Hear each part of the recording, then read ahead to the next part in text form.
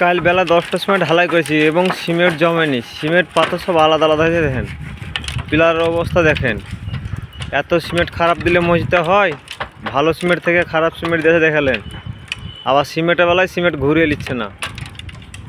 এই লসের পরিচয় কে দিবে বলেন? সিমেন্ট কোম্পানি দিবে না মানুষ দিবে? সাধারণ মানুষ, গরিব মানুষ। দেখেন একটা পিলারও জমেনি, দেখেন হাত দিচ্ছে পিলার সব ভেঙে গেছে।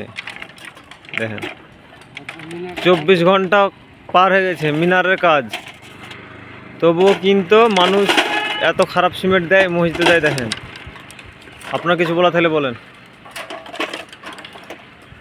কি বলবো, ওকে বলেছি সিমেন্ট ঘুরে গেছে, আর লেবার মিস্ত্রি বাবু। দেখেন একটা কাজ যদি সূক্ষ্ম হয় তো মানা যায় কি না, ঠিক আছে।